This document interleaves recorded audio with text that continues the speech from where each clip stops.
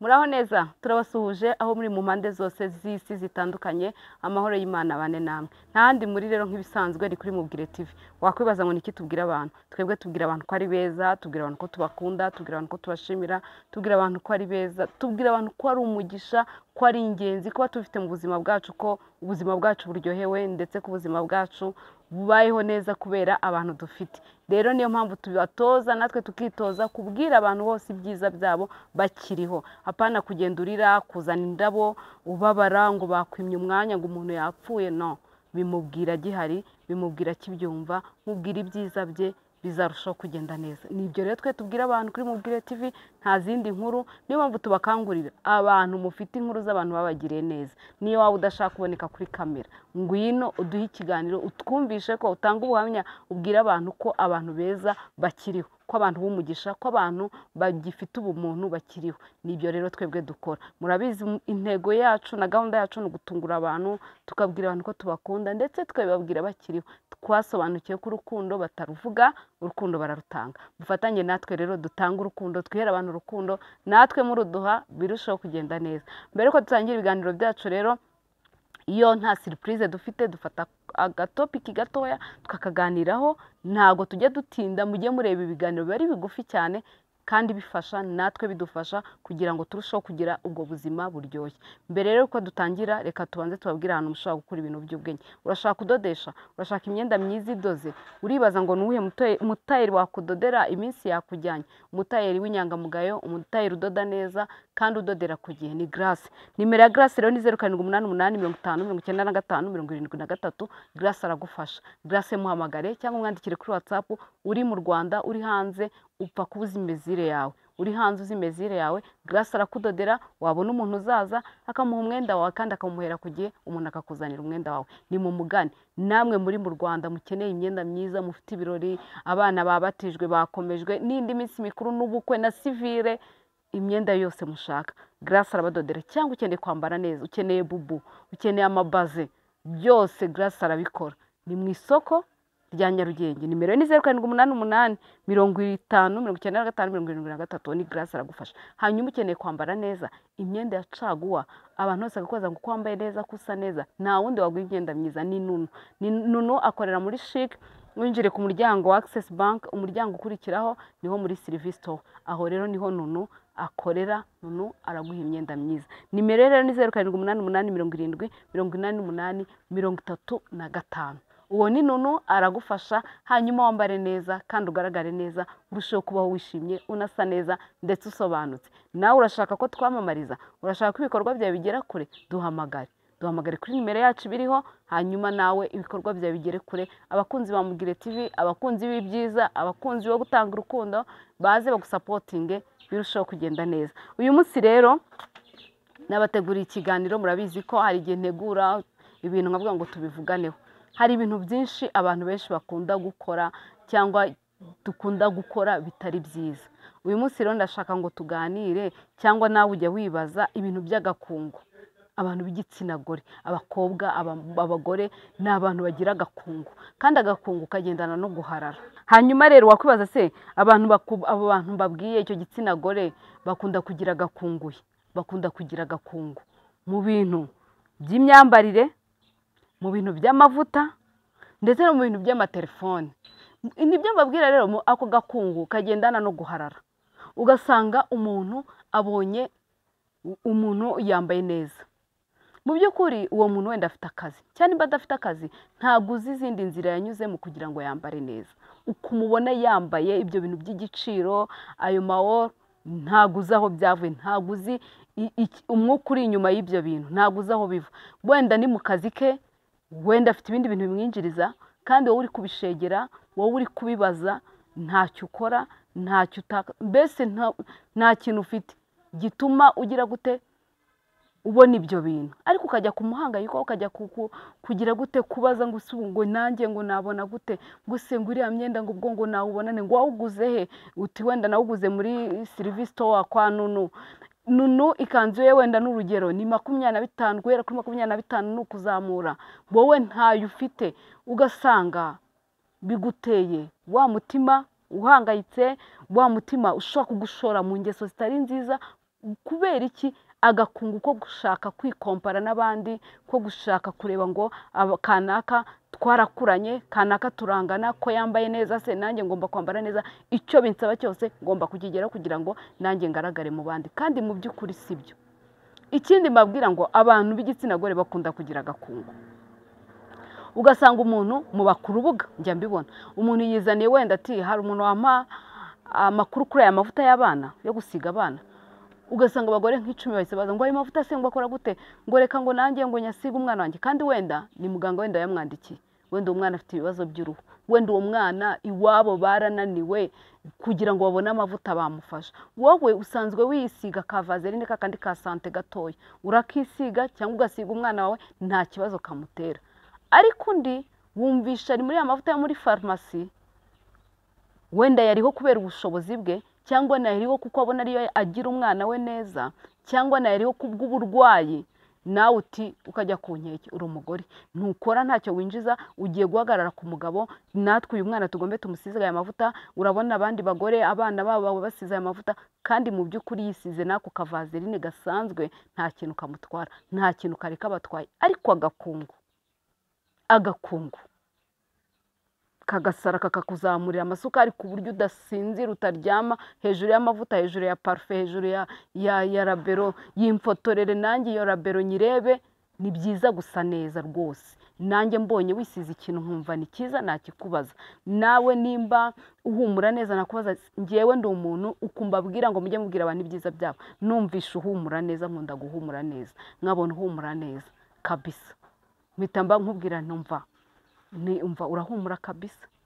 Abashuti banjye nibo bajya bansereza muri bridal shower yanjye, nabaye nkibakubita amaso njya kubapfumbatiza akantu ngo bashyire ku munwa, kuko hari abo nzi bameze nkanjye nta kindi kintu bisiga, ariko ndabizi neza ko iyo bashyize akarushe ku munwa baba basa neza.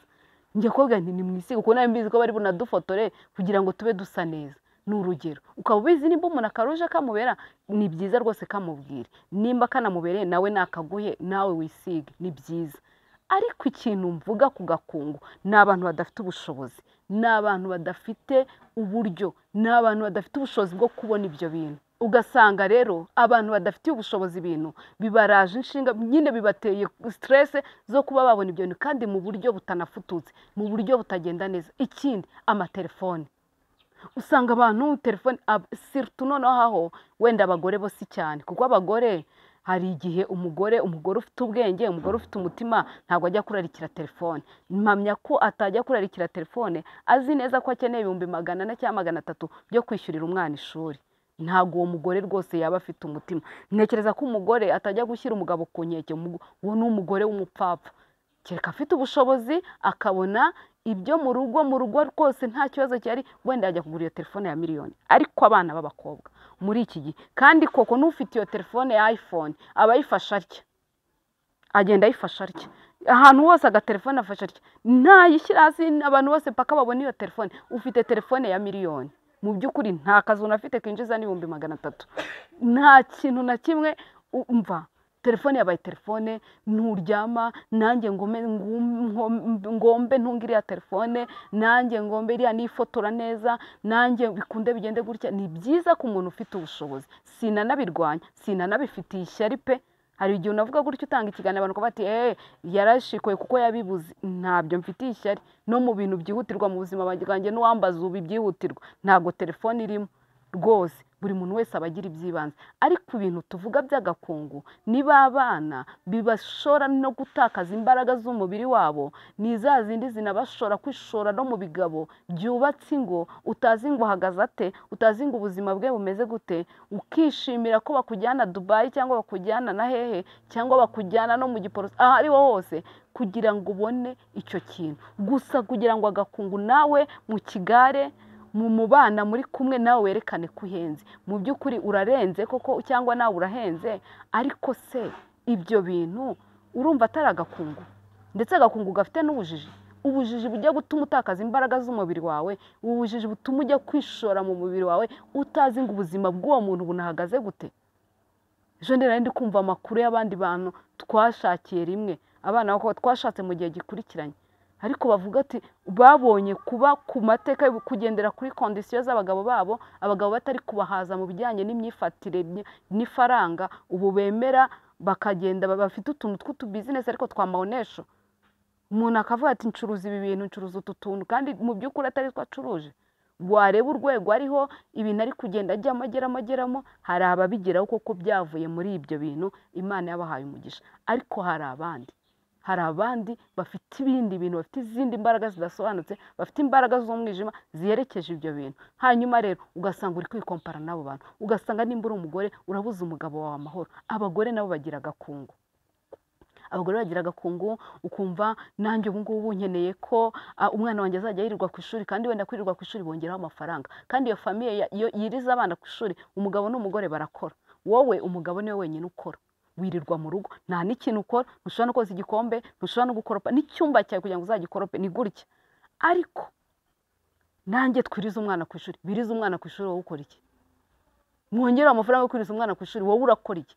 Ntushobora kujya kuzana umwana wawe baragenda bamukurura nk'ihene, bagusize mu rugo ufite tabureti, uri kuri televiziyo, ntuzi amakuru. Umwana bagiye kumuzana ku ishuri, ntuzi aho yiga, ntuzi ngo bamubrosheje, ntuzi ngo gurude iri muri marete cyangwa ntirimo. Uragera ku ishuri bakabaza ati se umwana ko atazanye amazi yo kunywa, ati ntabwo yazanye, ati tantine nari nzi ko yabishyizemo. Abandi wenda barabikorerwa na tantine kuko bariruka barashaka minerivare. Wowe uryamya ukuguru kuri kukundi, uri muri filime, urahinduranya telekomande. Ako gakungu murumva atari kabi? Kandi nurangiza umugabo wagiye ku kazi, umugabo uri kubashakira ibyo murya, umugabo uri kwishyura inzu, umugabo uri kwishyurira abana, araje uti nanjye ndashaka iPhone. Buriya ntago ngiye nkikwiye kujya muri quartier, muri salo zo muri quartier. Oya, nkwiye kujya ngenda mu mujyi. Wowe urumva utari mu gakungu kandi kubuyobe. Rero reka mbabwire, ibyo bintu by'agakungu, uko kuntu mujya mu gakungu niko munakuramo n'imyuka mibi, niko mukuramo n'inama mbi, niko mukura. Abantu muri iyi minsi bafite ibintu byinshi bakora mwebwe mutazi, natwe tutazi. Wowe ukajya ubona ukagira ngo abantu ni abantu, ukababona uriya n'umushuti wanjye, kandi ntuzi imbaraga akorana nazo. Uko rero uri muri ako gakungu, uri umugore, bakubwira ngo bimeze gutya na gutya, umugabo wawe ntagukorera ibi, ngwino nkwereke, uzi ko ariko wacikanywe, ngwino nguha nkwereke, umuntu azaguha umuti gusa, ni utuntu gutuke ari buguhe ukajya wisiga, ubundi bigakoreka. Unyumvire ngo none se ngo ntago abantu rero bafite ubwenge bwa kera bwo kuvuga ngo kera wenda ibintu by'imbaraga z'umwijima n'abapfumu byasabaga ko babakata, ngo ntago bazandasaga, ntago bazankata hano, nta kintu bazankira. Ngo oya, aragutuntu duke wenda ushyira mu mavuta, agutuntu duke gusa, we utari kuzi ko nta n'ikintu agukorera muganira gusa. Umukobwa uzi ko ariko umva ibi ngibi, none se ubaye hote, iyi telefone se wayibona, yego kwese wakwambara gutya akamodoka, umwana w'umukobwa nkawe w'ikimero ukaba ukigenda n'amaguru, ukigenda na moto. Reka uzaze nkwereke. Oya, biriya by'abantu baroga ibyo by'uburozi ni babandi bo mu cyaro biyongeye bahakore kera babirirwa babata abantu wenda biyongeye wenda za Kibungo, abikibungo ni mu ndakare twakoze twumva ari uko, ngo wenda mu Gataro ibintu nk'ibyo. Ati reka rero ikikwereka ko umuntu atari kure, ati ni hano hafi, ni no mu mujyi wa Kigali, ni iminota 20 tuba tugezeyo. Ati maze uziko ari kukuganiriza gusa, akubwira ikintu ukora. Uribaza agakungu ikintu gikoze, uribaza imbaraga wishoyemo, uribaza ibintu wishoyemo bizakugiraho ingaruka. Ngiye ubu nsigaye nterwa agahinda, niyo ngenda niyo nicaye mbabazwa n'abana, abana badukomokaho, nkagira nkavuga ngo Mana warabarenganyije. Kubera iki Bibiliya ivuga ngo izahora abana gukiranirwa kwa base?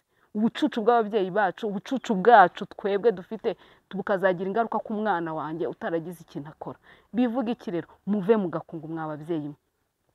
Abana b'abakobwa barishora, usanga abana b'abakobwa basigaye bakorana n'imbaraga z'umwijima, baragiye mu bintu by'abapfumu, bazi ibintu by'imiti, ibintu utashobora umuntu w'umukecuru atanazi, ariko bo barabizi. Munavuga ati reka genda, ati wagenda udafite agati se mu mavuta? Ati hoya humura nta kibazo. Ati n'utuntu bagwa gusa ukapakawushyira mu mavuta. Ati n'utuntu akubwira gusa mu gitondo uzajya uvuga. Imitongero ikaba irabaye hejuru y'agakungu, hejuru yo kubyiganira ikintu runaka, hejuru yo gushaka ibintu bitavuye mu mbaraga z'amaboko yawe, hejuru yo gushaka ibintu byo gukira vava, by'uko sosiyete ikubona ikagutangarira, by'uko uhumura, abantu bose akagenda kuvuga ngo urahumura, ariko se uhumuye n'ubwo uhumuye, wahumuye bivuye mu zihe mbaraga?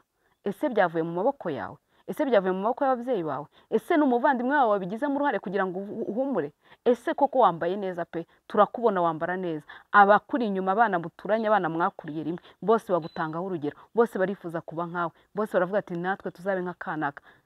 Koko wambaye neza byavuye mu byuya byawe cyangwa byavuye mu marira abana bari kurira, ba papa wabo batagitanga isukari, abana batakibonera minerivare ku gihe, abagore bari ku mavi bari kurira, abagabo bataye ingo bakagenda bakaba birirwa inyuma ya za derira, njyewe mbita ba derira, kubera ko ntabwo uba uri kumwe. Nimba umugabo yubatse, wowe mwana w'umukobwa cyangwa wowe mugore nawe wiyemeje kubeshya umugabo wawe ugakora utuntu twamubonesha kandi uzi neza ko hari undi mugabo uri aho ngaho muhuza, ibyo bintu murumva ari ibiki? Aka rero ibyo byose ni agakungu, kandi agakungu kadafite umumaro, agakungu kadafite umusaruro, agakungu kadafite n'ikintu kamaze, ahubwo agakungu kazakugiraho ingaruka muri iki gihe ndetse n'igihe kizaza. Rero bagore, bakobwa, bana bato, nimwirinde agakungu. Agakungu ntacyo kamaze, agakungu ntaho kakugeza. Ibyo byo kuvuga ngo urashaka gukora koko, uhere no mu byawe cyangwa uhere mu by'umuryango wawe, ariko wivuga ngo hari amaboko yandi, hari umugabo ugiye gutakaza imbaraga, yagatakaje mu muryango we kugira ngo zite mu muryango we, aze kuzitaho uri umwana w'umukobwa, ngo nabo ngo ni ibigabo by'ibigoryi, ngo none se ngo kuki baza, ngo kubera iki? Kuki se ubundi ari wowe bajeho? Babonye uri igicuruzwa cya make. Rero uyu munsi numvaga nshaka kubabwira agakungu, abagore mwigendera mu bintu, ayo mavuta muyanyereke nanjye, nimundangire nanjye ibyo bintu byo kurya, nimundangire ibintu genda ku rwego rwawe neza witonze, wubahira Imana, urwego rwose uriho wubaha Imana, ugendane n'Imana, Imana izakuzamura ndetse uzagera n'ahandi wifuza, n'ahandi ubona ukabona abandi bateye imbere, ukavuga ngo si ubu nanjye nahagera. Imana izahakugeza kubwo guca bugufi ndetse n'umutima wo kuyubaha. Rero murakoze, narinje kubabwira ngo twirinde agakungu, kuko mbona igitsina gore cyane twese dufite agakungu, abana b'abakobwa, abagore, turahindana ibintu byose, byavuyeho ibi byavuye, kandi mu by'ukuri bimwe tutabifitiye ubushobozi. Ibyo rero bigutera gutekereza nabi ndetse no gushakisha uburyo wagera kuri urwo rwego kandi atari rwo wagakwiye kubaho. Ba ku rwego ukwiye kubaho kandi unyurwe, unezerwe n'aho uri, bizarushaho kugenda neza. Ndabakunda, amahoro y'Imana abane nawe.